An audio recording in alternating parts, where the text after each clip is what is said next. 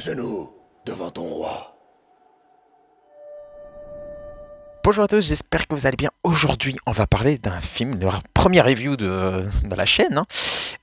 Et qu'est-ce qu'on va parler? On va parler de La Bête Enfouie. La Bête Enfouie, c'est quoi? C'est un film de monstres. Vous avez dû remarquer que ces derniers temps, c'est un peu redevenu la mode, c'est-à-dire les loups-garous, les vampires, etc. Et ici, ce qui m'intéressait, c'était que c'était avec Kit Harington, donc le Jon Snow de Game of Thrones, un acteur qu'on voit un peu rare au cinéma. Il a fait Les Éternels et quelques films d'un peu de série B. Et je me suis demandé qu'est-ce que ça va donner ce film en fait, parce que la bande-annonce donnait énormément de promesses en fait. Enfin, en tout cas dans mon sens, parce que je me dis, le loup-garou, on connaît, mais peut-être qu'ici ça a l'air d'être intéressant, ça a l'air faire peur, ça a l'air d'être, il y a des chouettes dialogues dans la bande-annonce. Je me dis ça va être cool. Euh, bon, sans surprise, on va en faire un peu court parce que c'est pas un truc qu'on sait parler énormément. Je vais directement spoiler parce que c'est un film que je vous garantis que je vous déconseille en fait. C'est énormément ça que je vais vous expliquer pourquoi je le déconseille. Ce film-là, en fait, donc les actes, on va commencer par ce qui est positif. Comme ça, on va pas commencer par trop ce qui est négatif. Ce qui est positif, bah, le jeu d'acteur est toujours très bon, donc il n'y a pas de problème. Kid Harington et tout ça, il joue très très bien, même s'il a très peu de dialogue. Tous les acteurs jouent bien. Donc ça, il n'y a pas aucun souci. La filmographie avec la caméra et tout ça, ça reste classique, mais en même temps, c'est un peu travaillé, c'est un peu tout ça, donc ça va. La musique, c'est pas mal. Non, le problème, c'est que c'est scénaristiquement. C'est un vide, mais un vide, le truc. Il y a absolument rien à se foutre sous la dent. C'est-à-dire, c'est quoi le concept? C'est que donc on va suivre l'histoire à travers les yeux d'une gamine qui va commencer à découvrir un. Donc elle vit une sorte de vieux manoir comme ça avec sa famille, vieille ferme, vieux manoir, en fait un peu les deux, hein, on va dire une sorte de micro-forteresse, c'est un peu spécial, croyez-moi que c'est un peu spécial. Et du coup, bah, elle va vivre qu'avec sa famille, donc on va suivre très peu de personnages, on va suivre quatre personnages, quoi. Et vraiment, hein, il n'y a pas autre acteur, c'est quatre personnages, point, et c'est mort. Donc ça n'a pas dû coûter très cher, évidemment. Même si ça reste un casting, on va dire, un peu plus guest star, finalement. Donc du coup, on va suivre que la gamine va découvrir que son père a un secret, il serait un homme loup-garou, ou du moins un monstre. Bon, jusqu'à là, tu vous dites, c'est ouais, c'est classique, mais pourquoi pas, ça peut être très intéressant de développer comment elle va le découvrir, ce qui va s'attaquer à des villageois et tout. Ben, je vous annonce qu'il n'y a même pas ça. Il n'y a pas d'attaque de villageois. Il n'y a pas d'attaque de villageois. Je veux dire, il n'y a pas un truc qui vous fout les miquettes tout le long. En fait, c'est un film vraiment quatre personnes. Il n'y a pas un truc où on attaque un village, qu'on sent le danger constant et tout. Non. Alors, c'est un film de loup-garou, mais tu vois pas le loup-garou. Tu vois rien du tout. Tu le vois qu'à la fin, il est super mal fait. C'est dépassé, quoi. En tout cas, c'est pas, ce serait été fait il y a, je sais pas moi, 15 ans, tu dirais rien, tu dirais limite, bon, ah, ça m'a encore, et encore, il y a eu des films il y a 15 ans qui étaient meilleurs que ça. Largement sur les loups-garous. Donc, c'est pas ultime. Donc, tu as cette ambiance très peu causante aussi, qui peut déranger énormément de gens, parce que moi, ce que j'aime bien dans un film, c'est qu'on développe la personnalité de chacun, qu'on développe un peu un background, en fait. Moi, j'aurais bien aimé, par exemple, ici, on dit donc que c'est une fille qui va commencer à découvrir le secret de son père, qui est un monstre. Ah bah, pourquoi pas développer un peu plus les sentiments entre les deux, montrer qu'il est très proche de sa fille, ou au contraire. Ils essayent, mais c'est pas très touchant, en fait. C'est pas très touchant. On montre un père très violent, ok, c'est horrible, ça, il faut le dire, il n'y a pas de problème. Et encore, ils vont pas tellement au bout des choses, ils font des plans un peu courts. En fait, c'est des plans assez courts qui nous donnent pas le moyen d'entrer dedans, en fait, et de se dire, putain, le film est accrocheur, en fait. À aucun moment. Aucun moment, tu te dis, mais ils sont attachants, tout ça. Non, tu te dis, c'est juste bizarre, c'est un film qui te dit, mais où est-ce qu'on va, en fait, avec ça? Vu qu'il n'y a pas de villageois, donc il y a vraiment quatre personnes. Tu vois, oui, des sous-entendus, il va se transformer pendant la pleine lune, on apporte par exemple des bêtes. Ok, ok, mais tu le vois pas. Donc tu as un sous-entendu. Tu dis, est-ce qu'ils vont justement la jouer subtil? Que le réalisateur veut jouer subtil, ne montrer très peu, finalement, et juste avoir l'angoisse de pourquoi pas. Mais encore une fois, pour créer ça, il faut qu'on entende des attaques de villageois, des trucs, des grognements et tout. C'est pas impressionnant. C'est pas impressionnant. C'est vraiment très mauvais euh, dans son sens parce que c'est vide. Je sais pas comment vous dire, c'est comme si vous aviez un Kinder Surprise et qu'il n'y a pas de surprise à l'intérieur, en fait. C'est un peu l'idée. Il y a rien. La bande-annonce est la meilleure partie du truc. Ça arrive souvent, malheureusement, mais là, c'est vraiment le cas. C'est les meilleures scènes, les meilleurs dialogues. Il y a rien du tout. Tout est prévisible en plus. Enfin, il y a beaucoup de choses très très prévisibles. Si vous dites, bah, ce gars-là va se faire attaquer, enfin, pour spoiler, donc il va me donner évidemment. Donc je vais expliquer un peu les personnages. Donc il y a une petite fille, donc je ne sais même plus son nom, hein. Enfin voilà quoi. Il y a sa mère évidemment, il y a son grand-père et il y a évidemment le père qui est le loup-garou. Donc le père c'est Kit Harington, donc il y a la mère et la mère, son père, c'est le grand-père quoi. Donc c'est de ce côté-là.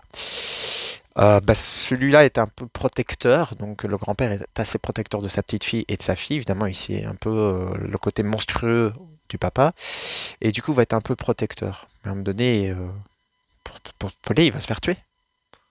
Mais il va se faire tuer. Mais c'est zéro. C'est c'est prévisible en fait. Il y a pas un truc qui vous surprendra. Alors je vais quand même dire je vais pas spoiler la fin, par exemple. Je vais pas spoiler la fin, comme ça vous pouvez le regarder. En vrai, ce que j'ai dit là ne vous spoil pas le film en soi. C'est-à-dire que vous pouvez essayer de le regarder.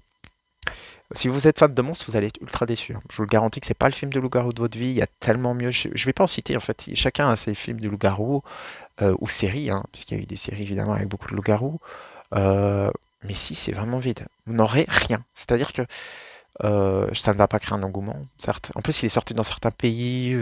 Certes, c'est bizarre parce que si vous allez voir par exemple sur Google, vous allez avoir une cote sur Prime Video. Donc ça veut dire que genre les Américains ou quoi l'ont vu. Moi, je l'ai vu en français, mais ils disent que ça sort quand même en 2025. C'est très très bizarre. Ça dépend des pays. Du coup, en France, apparemment, c'est le 2 janvier. Ben, si ça va sortir que sur plateforme, je pense. Il va peut-être avoir un engouement, comme je vous ai dit, par rapport aux acteurs, mais c'est tout. Il va avoir des vues parce que c'est les acteurs.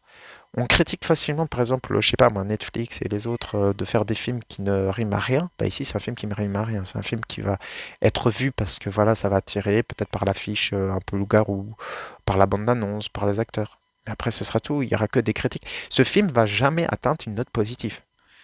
Je vais dire, il y a très peu de gens qui vont aimer ça.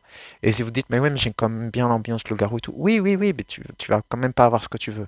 Tu vas quand même pas avoir ce que tu veux, tu auras très peu de dialogue, tu n'auras pas le loup-garou que tu verras simplement très peu, tu verras En plus, on sait même pas si à la fin, quand on le voit, c'est une sorte de maquillage ou d'animatronique, enfin un truc très très dégueulasse.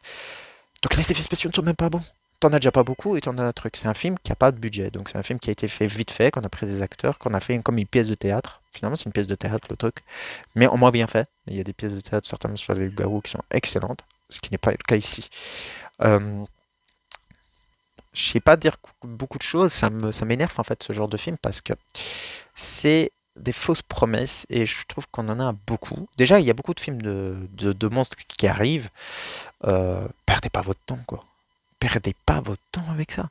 Je suis pas très sévère, donc ça veut dire que moi je peux trouver des trucs positifs, comme j'ai dit, il y a le jeu d'acteur qui est quand même là, hein, donc c'est pas zéro, c'est pas du mauvais jeu d'acteur des plantes mortes quoi, mais c'est pas non plus extraordinaire. Mais voilà, il y a quand même ils ont une présence, c'est pas non plus zéro pointé. En fait, simplement on leur a dit de faire ça. En fait, on dirait un peu, si vous voulez, un film qui a été prévu pour une bande-annonce. C'est-à-dire montrer des belles séquences, mais sans vraiment de lien l'une avec les autres. Et puis à la fin, on te dit, voilà, ça prend un sens.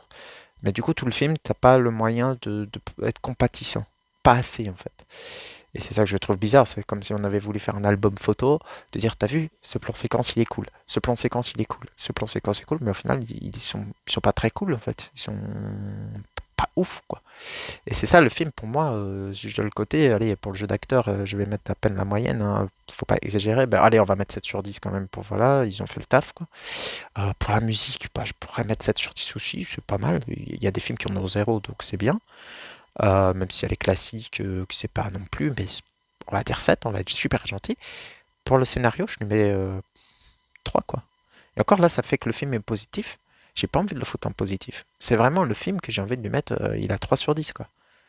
Ouais, on va faire comme ça plutôt. 3 sur 10 le film.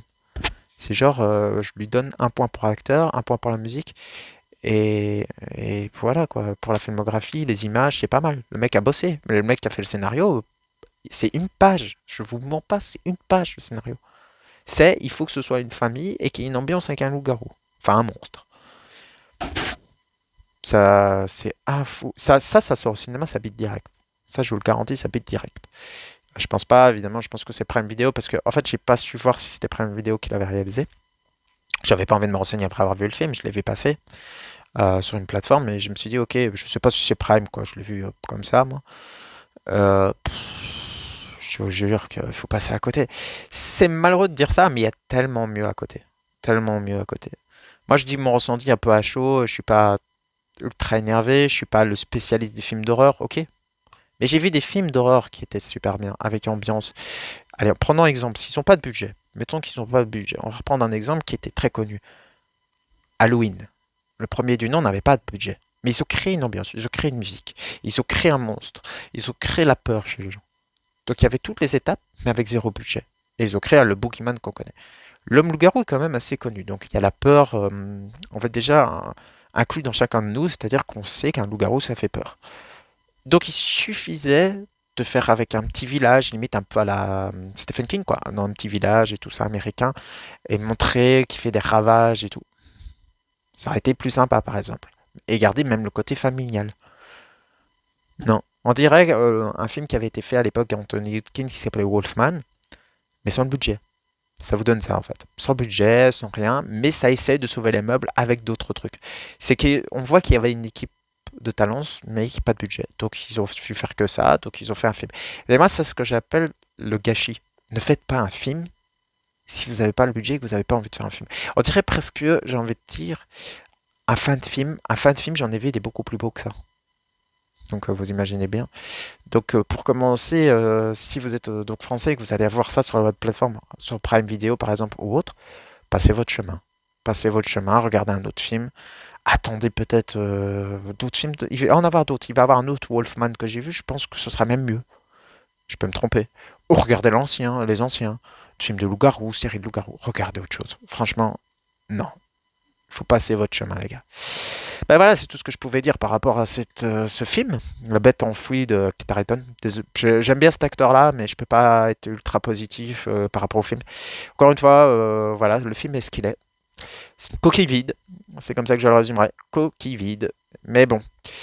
Si vous aimez bien le genre de review et que vous êtes d'accord avec moi ou même pas, hein, vous pouvez le mettre en commentaire. Vous avez aimé, pour qu'est-ce que vous avez aimé, hein. De toute façon, il n'y a aucun souci. Je suis pas contraire. Je suis pas quelqu'un qui est vénère et qui va se dire vous pouvez pas aimer ce film-là. C'est pas du tout le cas. Si vous aimez ce film-là, vous me le dites en commentaire. Je comprendrai totalement. On peut débattre tranquillou. Tant que c'est fait avec respect, bien sûr. Moi, tout ce que je peux vous dire, c'est de liker, de commenter et de vous abonner. C'est le meilleur moyen de soutenir la chaîne. Et je vous dis à très bientôt pour une review.